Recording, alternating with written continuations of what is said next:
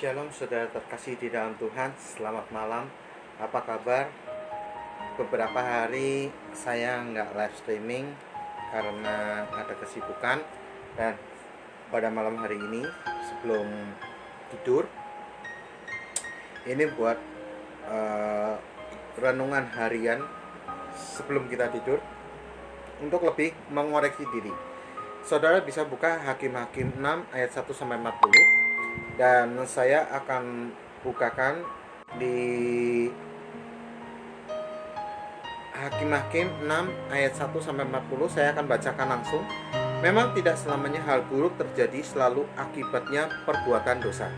Namun tidak dapat disangkal, kadang-kadang kesulitan datang karena perbuatan kita yang tidak sesuai kehendak Allah. Oleh sebab itu, dalam keadaan lancar maupun sulit, penting bagi kita untuk senantiasa mengevaluasi diri. Sayangnya kesadaran untuk mengoreksi diri dan bertobat tidak dimiliki oleh bangsa Israel. Mereka memang datang kepada Tuhan ketika ditekan oleh bangsa Midian. Mereka juga berteriak meminta pertolongan kepada Tuhan, ya, di ayat 6. Namun dalam menjalani keseharian mereka tetap berbuat dosa. Mereka mempraktikkan penyembahan berhala sebagai rutinitas. Hal ini terlihat dari tiang-tiang berhala dan patung Baal masih ada di tengah mereka. Situasi inilah yang terjadi dalam kehidupan Gideon. Ia tinggal di tengah-tengah bangsa yang kualitas spiritualitas yang minim. Jadi tak mengherankan jika ia tidak mudah percaya pada perkataan malaikat Tuhan. Bahkan ia sangat bersungut-sungut. Jika Tuhan menyertai kami, mengapa semua ini menimpa kami? Di ayat yang ke-13. Seringkali kita juga bersikap sama seperti Gideon dan bangsa Israel.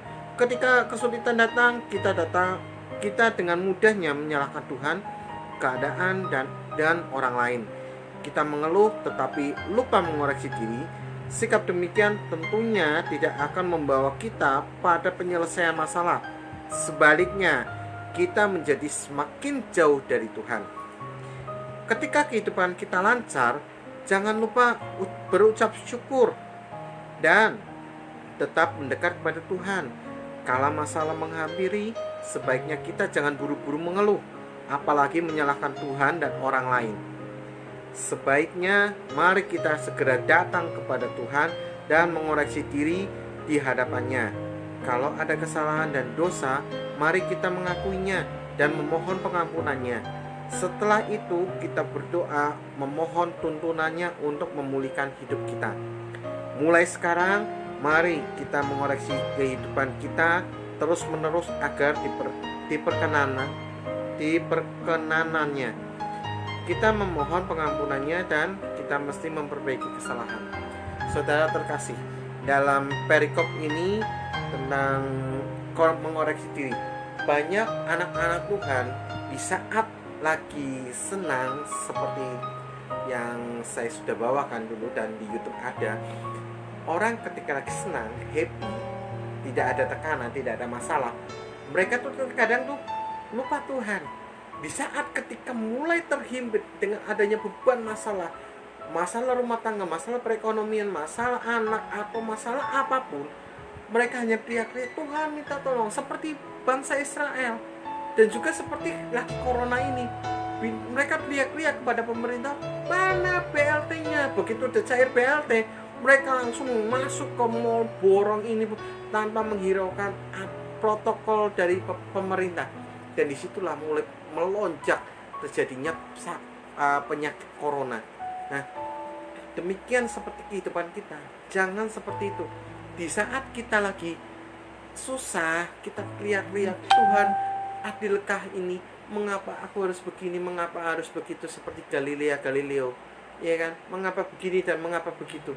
Kita harus koreksi diri sekali lagi. Sama, ini renungan malam hari ini menusuk ke saya juga. Saya juga meskipun sebagai seorang hamba Tuhan, meskipun pendeta, saya pun juga harus mengoreksi diri. Saya tidak merasa diri saya hebat dan sepenuhnya. Masalah dalam rumah tangga pasti semua ada, termasuk pendeta pun, hamba Tuhan pun ada. Jadi saya harus koreksi diri. Saya tiap hari minta pertobatan pada Tuhan. Tuhan, ampuni aku. Jangankan saudara yang punya masalah, ya kan? Semua orang tanpa terkecuali, ya, baik itu Pak Gilbert, Pak Erastus, Pak Niko, pendeta-pendeta besar, Pak Stephen Tong, mereka juga punya beban masalah. Cuman mereka tidak sesumbang, hanya mereka keep silent. Mereka hanya apa? Ceritanya kepada Tuhan, ya kan? Ayo kita sesuai Matius, masuklah ke kamar, kunci pintu dan jendela, berdoalah di mana Tuhan Allahmu bersembunyi. Disitulah Tuhan akan menjawab doamu. Angkatlah tangan, maka Tuhan akan turun tangan. Dalam segala beban permasalahan apapun, tidak, ya saya tidak, ya orang Jawa bilang tidak maido ya. Kalau kita punya masalah, pasti kita buru-buru langsung cerita pada sohib kita, teman kita, saudara kita, atau bahkan ke pendeta sekali. Ini kan, Pak, saya punya masalah begini-begini. Kenapa sih harus ke manusia? Firman Tuhan sudah jelas-jelas. Jangan, celakalah engkau yang mengandalkan manusia atau kekuatan sendiri. Maka dari itu, ayo kita berserah kepada Tuhan, cerita pada Tuhan, cerita segala beban masalah. Jangan, maaf banget ya. Jangan lagi di saat ada masalah ingat Tuhan, di saat senang lupa Tuhan. Ya, baik susah maupun senang kita cerita. Maaf seperti saya kemarin. Saya ulang tahun, saya mengucapkan banyak terima kasih teman-teman yang sudah memberi ucapan kepada saya, dan saya pun cerita kepada Tuhan. Tuhan, ya cerita seperti anak sama bapak. Tuhan, hari ini aku ulang tahun. Aku terima kasih karena Engkau baik. Aku senang banget hari ini. Ya walaupun yang endingnya terakhir, Tuhan, aku juga punya masalah. Ampuni kesalahan, Tuhan. Ampuni aku. Jadi saudara bisa balancing. Gua hanya susah cari-cari Tuhan. Mana ya Tuhan ya, mana ya Tuhan ya. Kenapa hidup ini terjadi? Betapa malang nasibku. Aduh, seperti lagu, ya kan? Jangan seperti itu. Ayo kita koreksi diri, kita introspeksi diri. Karena firman Tuhan, sekali lagi, kalau seseorang mudah tersinggung dengan perkataan seorang hamba Tuhan, itu wajar. Tetapi yang kurang ajar adalah apa? Yang tersinggung dengan firman Tuhan itu kurang ajar, ya kan? Kurang ajarnya firman Tuhan itu yang buat siapa? Tuhan sendiri melalui siapa? Nabi-nabi, rasul-rasulnya, ya kan?